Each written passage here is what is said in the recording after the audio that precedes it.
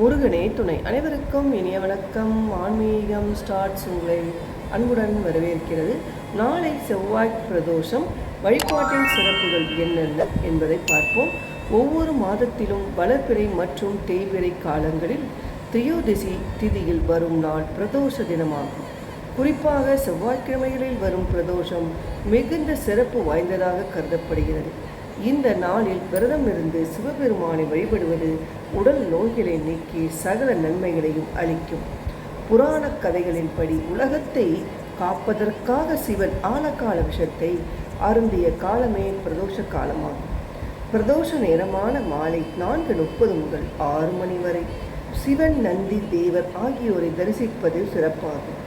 மக்கள் இந்நாளில் சிவனிடம் வேண்டுதல்களை செய்து நந்தியின் காதில் தங்கள் பிரார்த்தனைகளை சொல்லும் பழக்கம் உள்ளனர்.